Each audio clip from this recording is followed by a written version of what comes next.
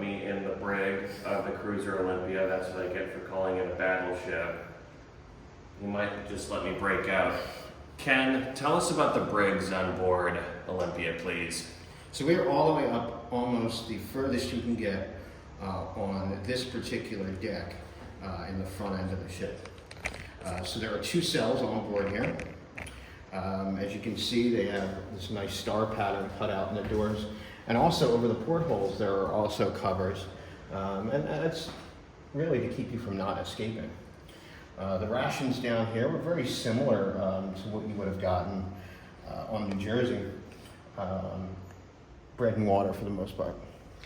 Now, who would be in charge of the brig? Who would be the people in charge of interacting with the prisoners and that kind of stuff? Typically, if there are Marines on board, it would be the Marines' job to handle that. And for the most part, with Olympia, there was a group of Marines on board. Yeah, so just like in World War II, on battleships and aircraft carriers, only large ships typically have brigs. Also in the same compartment here as the brig, we have this other section right here behind this fence. This would have been where some of the stores would have been stored. Directly below us here is a hatch also that takes you down to another place where we had kept some general stores. Also in here you can actually see the tops of what are referred to as cofferdams. You can see right there, it's a cofferdam. These wooden deck pieces pull up, and underneath of that is sort of a torpedo defense, an early form of like torpedo defense.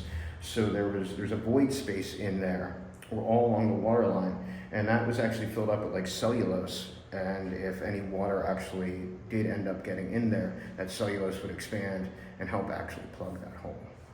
I'm not sure how well that actually worked in practice. I'm sure it got pretty moldy pretty quickly and pretty stinky. I don't think that is. I don't believe that they continued doing that for the entire career of Olympia.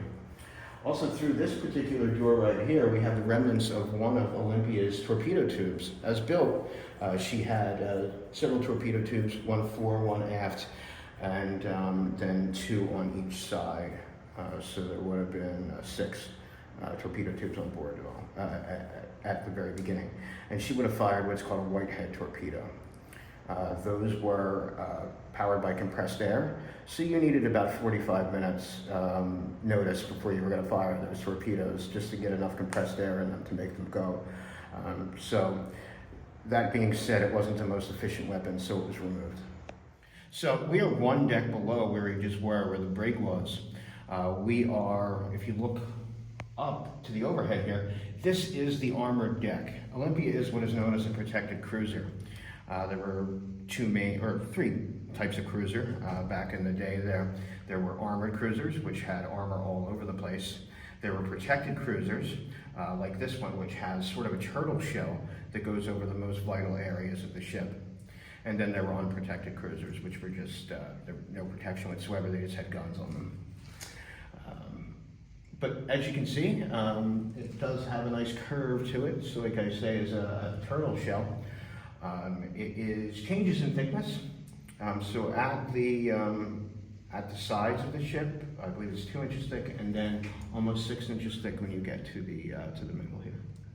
So also in this space, which is the hold, by the way, so this is going to be another place where they would store all kinds of things, food, extra tools, uniforms, all the stuff that the sailor would need for his deployment.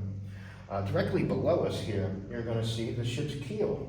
So a keel is the backbone of a ship. It is what all of the frames or the ribs of the ship come off of. All of these things up here, these things are called frames. And so that's really the ribs that hold everything together. And also down below here, you'll see there are more of those. This is the bottom of the ship here.